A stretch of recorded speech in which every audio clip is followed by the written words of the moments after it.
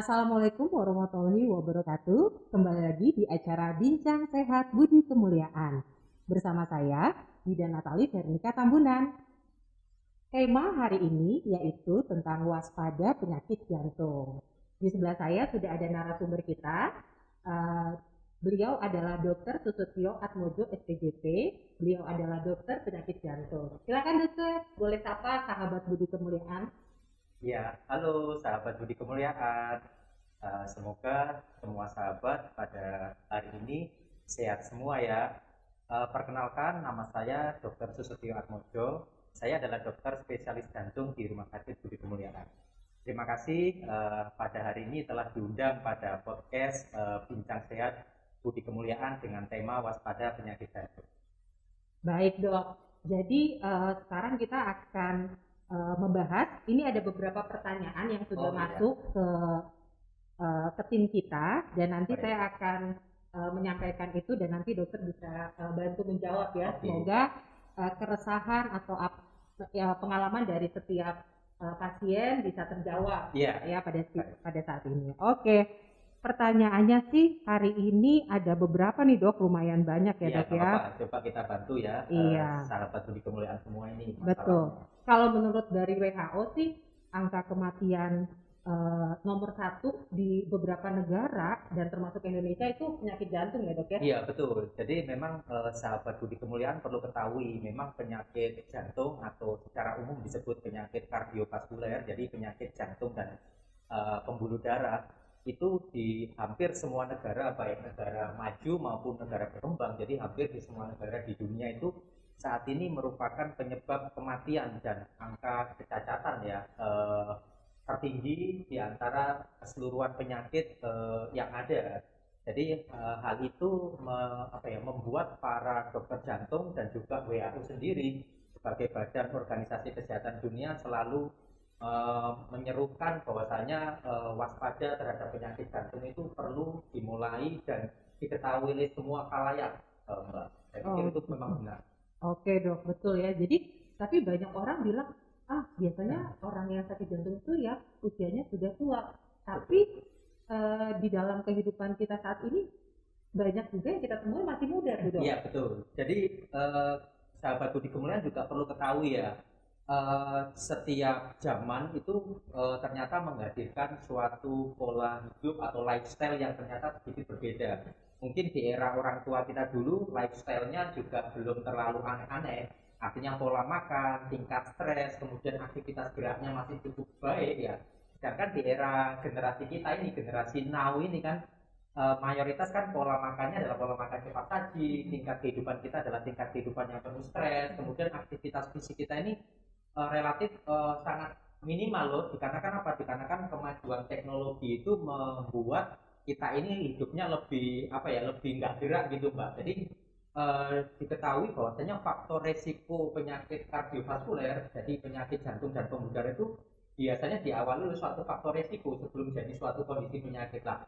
Faktor resiko itu makin kesini, makin era-era sekarang itu ternyata makin dominan. Mungkin itu yang menyebabkan pada era sekarang kita tidak lagi asing, kita tidak lagi terkaget-kaget jika kita menjumpai seseorang dengan penyakit jantung yang relatif lebih muda. Sebut saja saya beberapa kali menjumpai penyakit jantung koroner pada usia 30-an Mbak, dan itu memang cukup memprihatinkan. Tetapi kami berharap sebagai dokter jantung dengan adanya sosialisasi bagaimana pola hidup sehat, bagaimana mengenali secara dini penyakit jantung, maka masyarakat kita bisa lebih paham sehingga bisa memeriksakan diri atau berkonsultasi lebih dini kepada dokter jantung.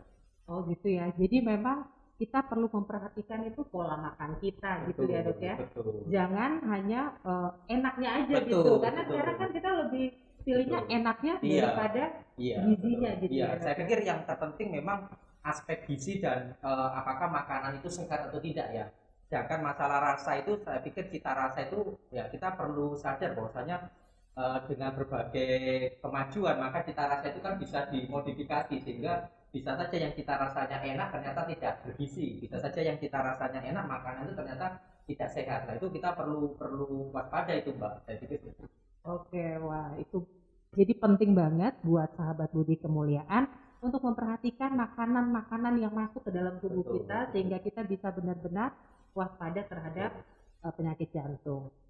Oke, selanjutnya nih dok, ada pertanyaan dari salah satu ibu. Dokter, jam tidur saya itu kurang dari 4 jam dalam sehari. Bagaimana kualitas jantung saya? Terima kasih. Iya, jadi gini sahabat Budi Kemuliaan, memang jam tidur atau kita sebut secara umum tidur ya, tidur itu bisa dilihat dari segi kuantitas maupun kualitasnya.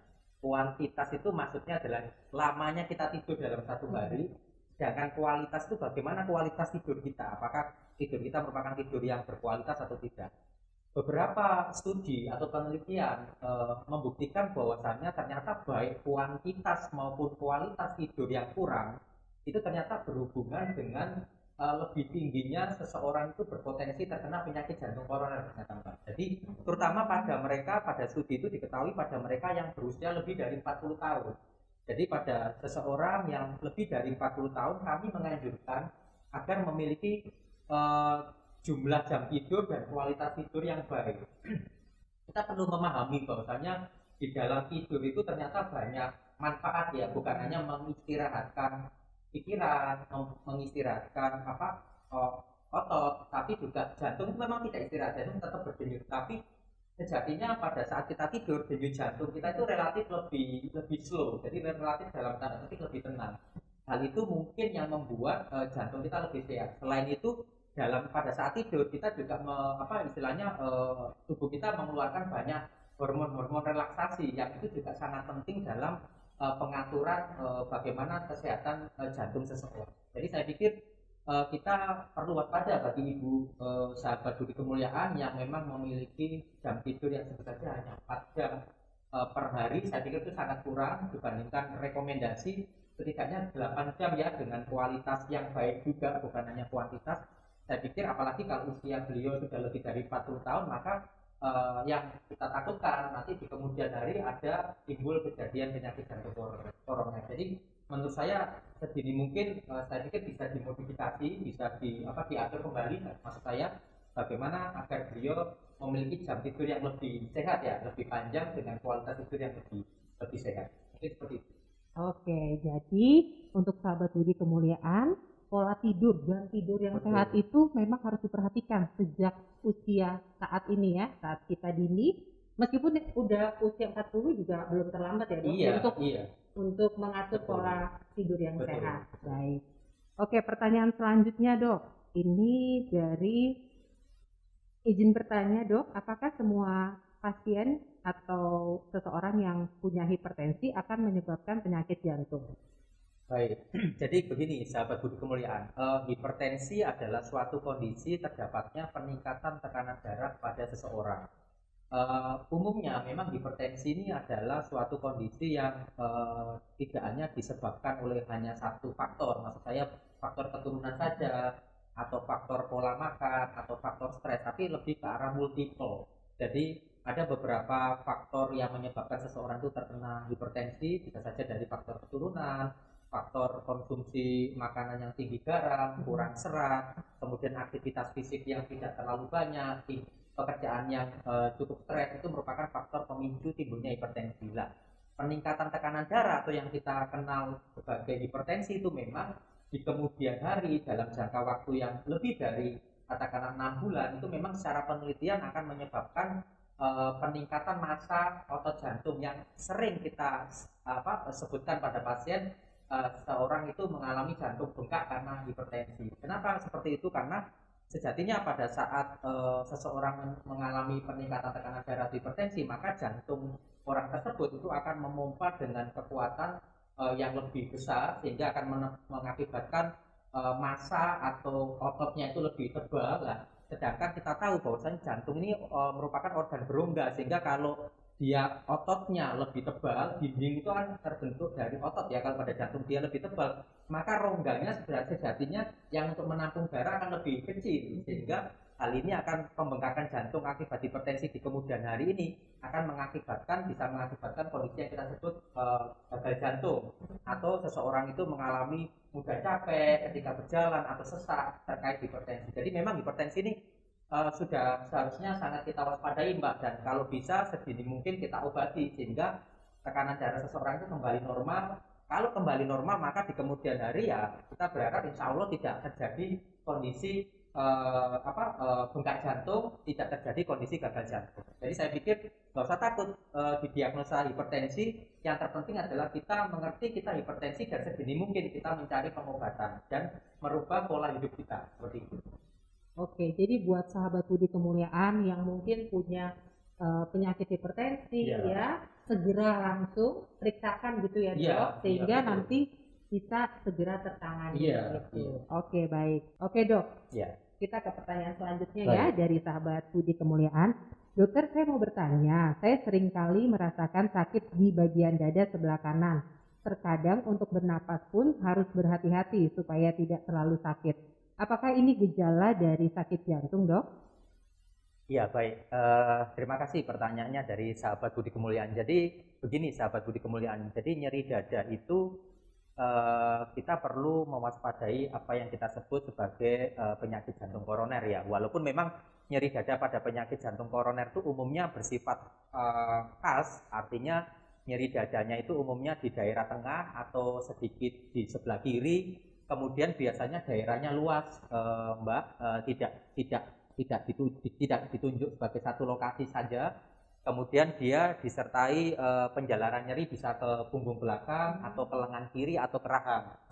Tetapi memang kalau nyeri dada di sebelah kanan seperti yang sahabat Budi Kemuliaan tadi tanyakan, dan dia kayaknya tadi bertanya karakteristik nyerinya itu mengikuti pernapasan ya, artinya dengan menarik nafas atau mengeluarkan nafas dia lebih nyeri, itu umumnya adalah suatu nyeri pleuritik atau yang kita sebut pleuritic pain. Tapi sekali lagi menurut saya baiknya tetap beliau berkonsultasi dengan dokter jantung untuk dilakukan pemeriksaan dan dilakukan anamnesis. Anamnesis itu suatu penggalian informasi, ada tidak faktor risiko penyakit jantung koroner pada beliau.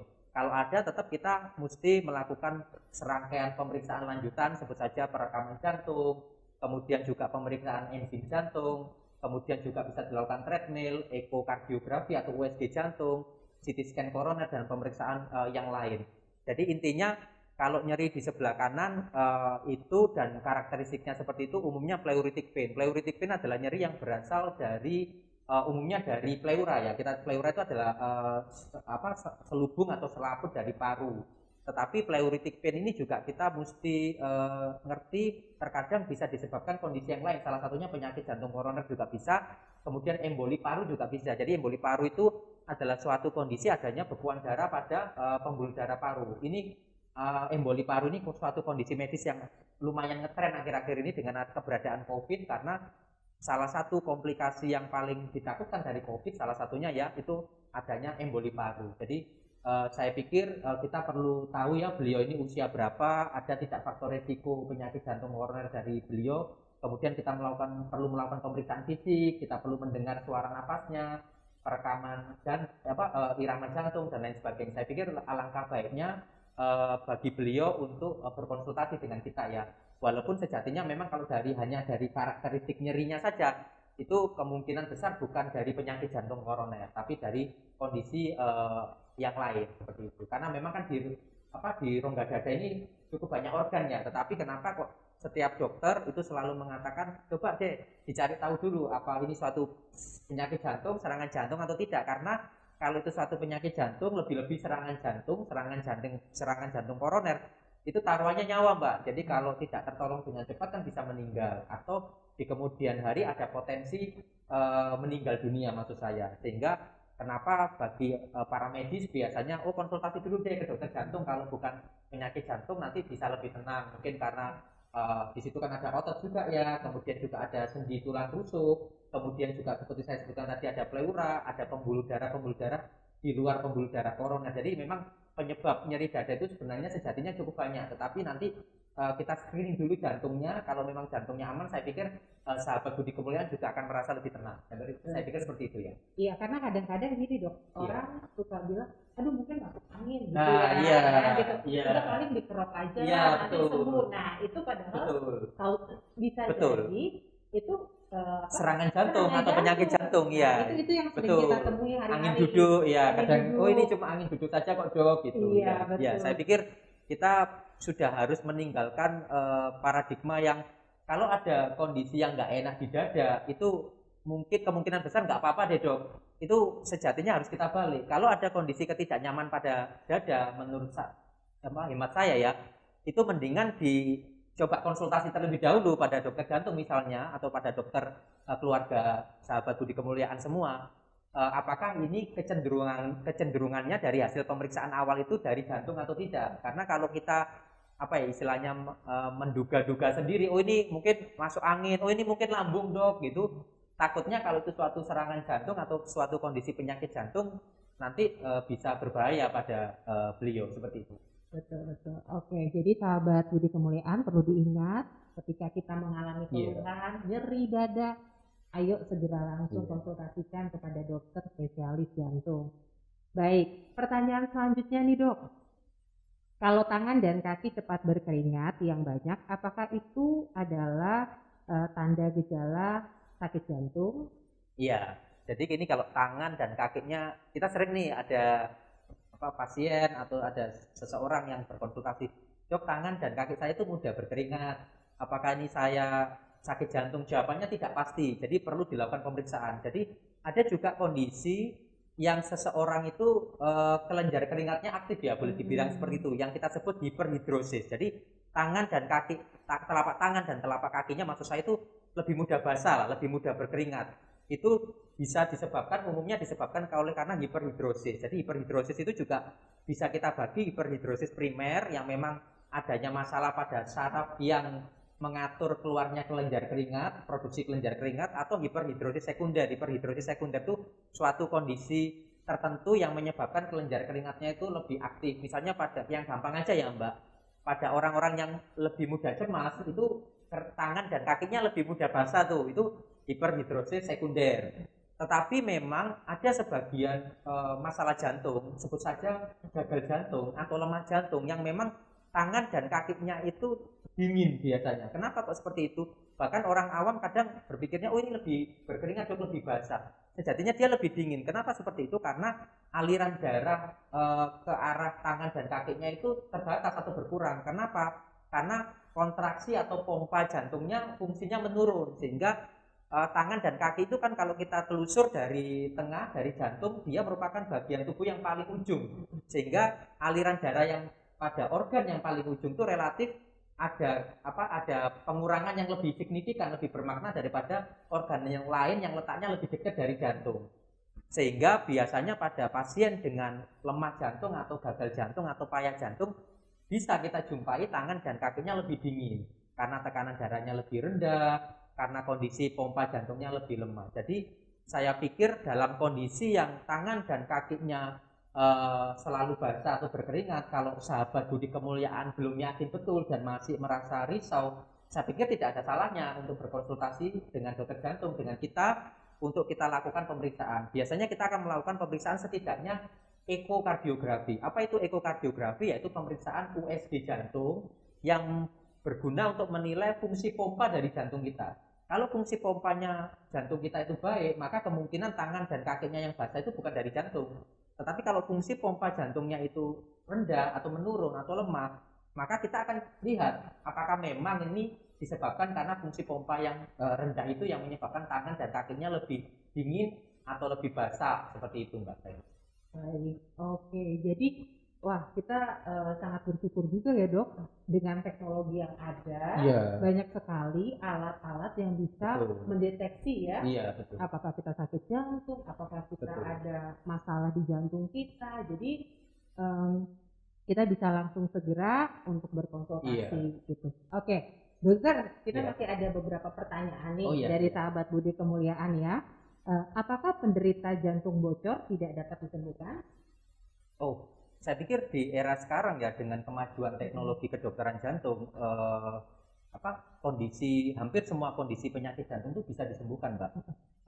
Syaratnya adalah memang kondisinya tidak terlalu lanjut ya, tentu saja. Hampir semua penyakit kan menghendaki seperti itu.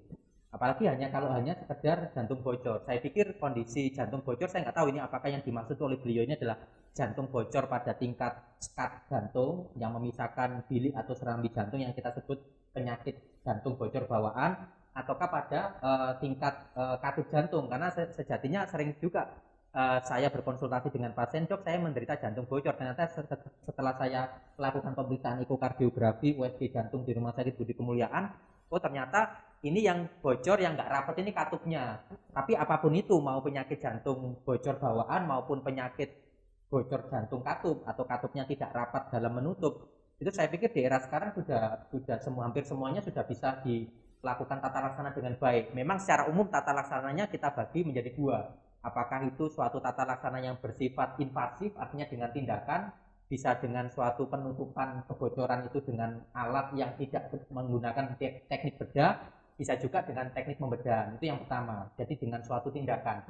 Yang kedua, kebocoran jantung itu kalau masih dalam derajat ringan, dalam konteks-konteks tertentu ya, itu bisa dilakukan tata laksana yang bersifat medis, artinya dengan pemberian obat-obatan. Tapi saya pikir suatu kondisi kebocoran jantung apakah bisa dilakukan pengobatan, mayoritas saya katakan, asalkan tidak datang dalam kondisi yang sangat lanjut, sangat terlambat maksud saya, itu hampir semuanya bisa dilakukan pengobatan, Mbak. Baik pengobatan yang bersifat tadi dengan obat, kalau memang lebih lanjut kita akan melakukan pengobatan yang bersifat tindakan, bisa tindakan operasi ataukah tindakan dengan teknik yang non invasif, artinya ya dilakukan penutupan kebocoran dengan kateterisasi lah, sifatnya seperti itu.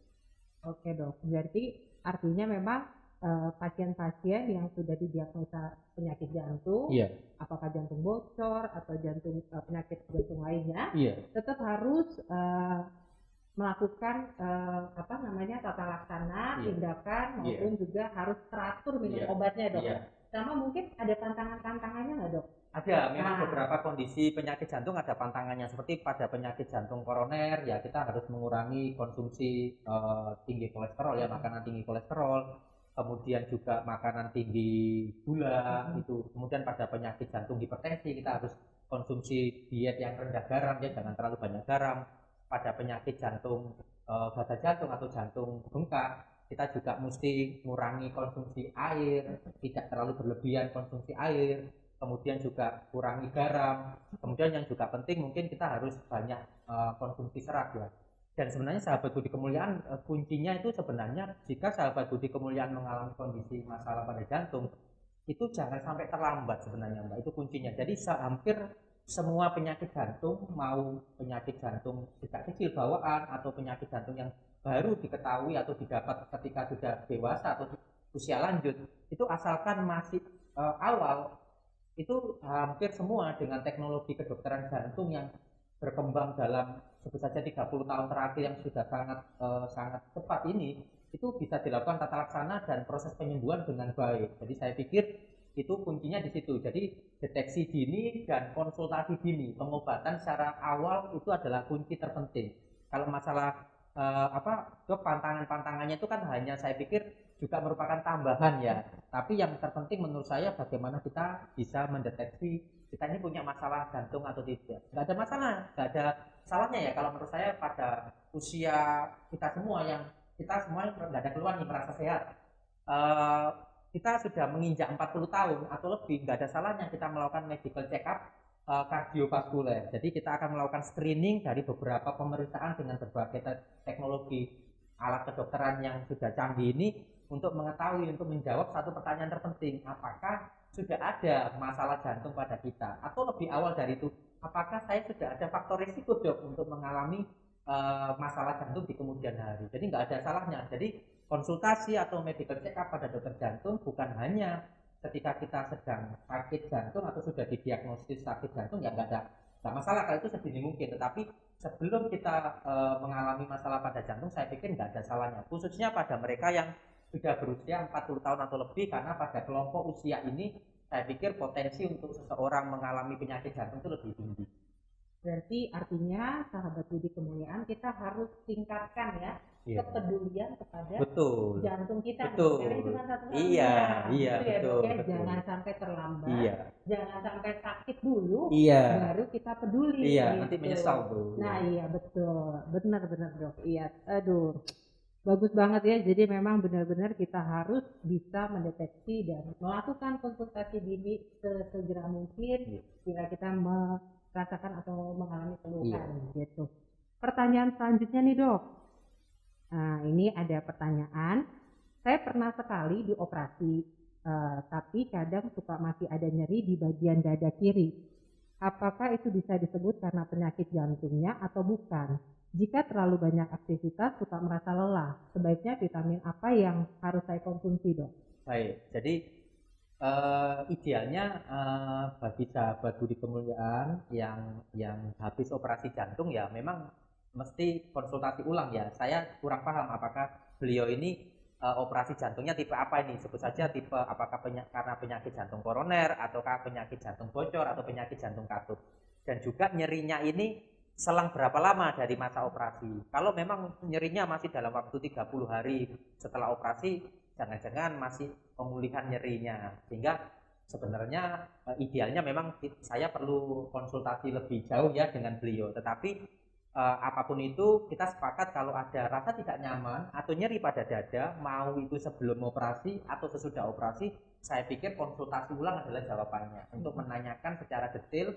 Karena untuk menjawab itu Mbak, kita perlu melakukan pemeriksaan umumnya. Jadi kita melakukan pemeriksaan, perekaman seperti saya jelaskan tadi, untuk menyimpulkan apakah ini nyerinya masih wajar atau nyerinya memang merupakan masih sisa dari kondisi penyakit jantungnya.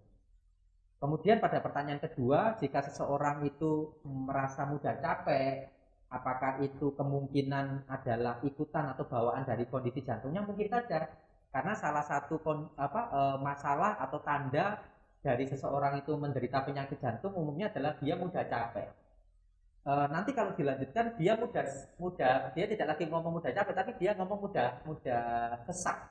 Jadi jalan sedikit aja sudah sesak. Kenapa kok bisa seperti itu? Ya karena umumnya fungsi pompa jantungnya bermasalah. Jadi ada penurunan fungsi pompa yang tidak dilakukan tata laksana dengan baik, sehingga hal ini mengakibatkan kebutuhan akan oksigen, kebutuhan akan darah pada seluruh organ tubuh kita tidak dapat disampaikan dengan baik karena kontraksi atau pompaan dari jantung itu menurun ya, berkurang. Hal ini sebenarnya gampang, kita bisa lakukan pemeriksaan dan kita bisa langsung menjelaskan pada pasien apa yang terjadi pada beliau dalam tingkat masalah pada jantungnya. Kemudian kita akan memberikan obat, biasanya kita memberikan obat supaya fungsi pompa jantungnya itu tidak tambah menurun kembali, sehingga dengan kondisi seperti itu biasanya, dan juga kita akan memberikan edukasi bagaimana sih beraktivitas dengan masing-masing kondisi jantung yang spesifik. Misalnya saya ini ada jantung bengkak, saya ini ada jantung bocor, saya ini ada penurunan fungsi jantung, Dok. Bagaimana sih aktivitas harian saya, Dok? Itu berbeda-beda, Mbak. Jadi kita mesti tahu kondisi jantungnya kayak apa, baseline-nya seperti itu.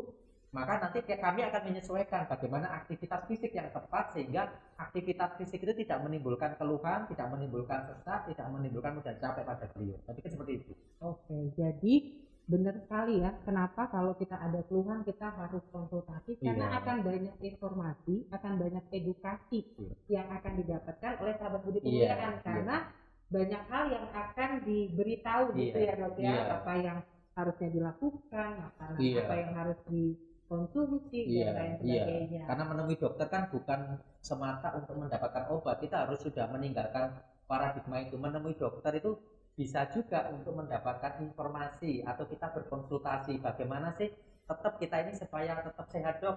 30 tahun lagi atau 20 tahun lagi jantung saya tetap sehat, Dok. Saya ini sudah umur 40 tahun misalnya, saya pengen umur 60 atau 70 tahun jantung saya tetap sehat, itu nggak ada masalah. Itu menemui dokter juga tidak ada salahnya. Jangan sampai kita hanya berharap menemui dokter ketika kita sedang sakit, kan sangat disayangkan kalau seperti itu. Betul Dok, aduh benar-benar. Nah, jadi untuk sahabat Budi Kemuliaan, kita nanti akan dengarkan nih tips-tips ya, Dok ya.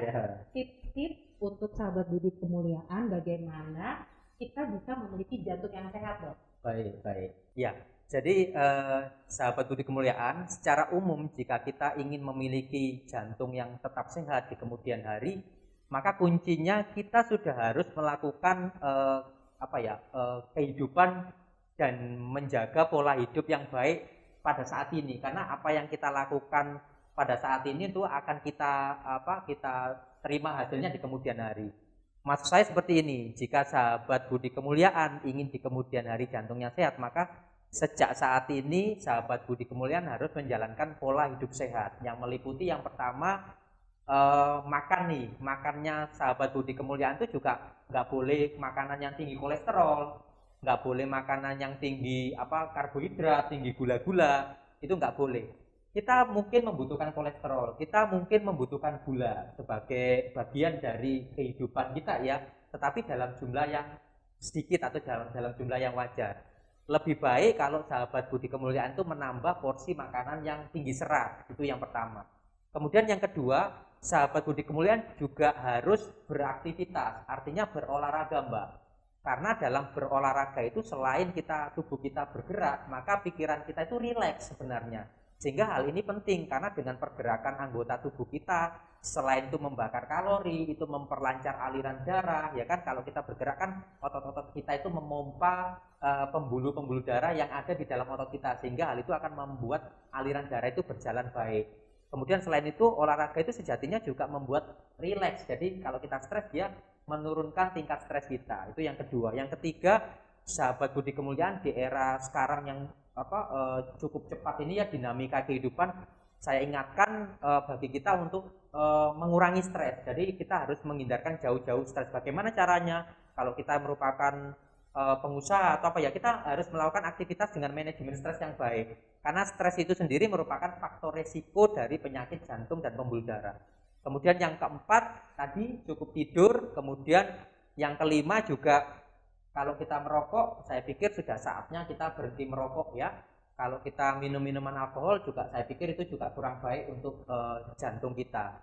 Dan yang terakhir mungkin apapun adanya keluhan dari sahabat Budi Kemuliaan semua yang mengarah pada kelainan jantung dan pembuluh darah seperti sesak nafas, nyeri dada, berdebar, kadang keliengan atau kayak sensasi mau pingsan, saya pikir tidak ada salahnya secepat mungkin berkonsultasi dengan dokter jantung supaya kita bisa memberikan jawaban ada tidak masalah spesifik pada jantung, dan kalau ada harapannya dengan sedini mungkin bisa dilakukan pengobatan yang komprehensif sehingga pengobatan itu akan menghasilkan penyembuhan yang sempurna. Saya pikir seperti itu, dan juga tidak ada salahnya bagi sahabat Budi Kemuliaan yang berusia 40 tahun atau lebih untuk melakukan medical check up kardiovaskuler. Saya pikir itu juga hal yang penting. Dengan dilakukan screening atau medical check up, adanya faktor risiko atau adanya penyakit spesifik pada jantung dan pembuluh darah itu bisa kita ketahui sedini mungkin. Mungkin itu tips dari saya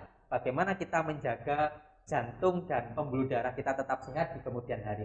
Iya, semoga itu juga menjadi ilmu ya, informasi yang baik buat sahabat Budi Kemuliaan dan buat kita semua juga ya Dok ya, untuk kita tetap menjaga jantung kita sehat dan apa yang kita makan, tindakan olahraga, lalu juga pola hidup istirahat kita, dan jangan lupa tidak merokok gitu dan juga semua yang sudah dijabarkan oleh Dr. Susutyo semoga menjadi manfaat buat kita semua. Banyak banget ilmu yang didapat, banyak banget informasi yang didapat. Dan untuk sahabat Budi Kemuliaan yang ingin berkonsultasi dengan Dr. Susutyo Atmojo, bisa lihat linknya di bawah ini ya, jadwal Dr. Susutyo, dan teman-teman bisa langsung hubungi customer service kita.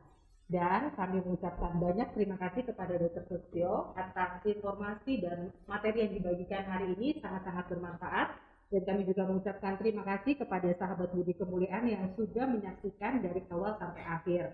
Dan kami juga mengingatkan untuk sahabat Budi Kemuliaan, jangan lupa ya untuk mengikuti podcast kita selanjutnya dengan materi-materi yang lebih menarik lagi. Oke, terima kasih. Salam sehat untuk semua.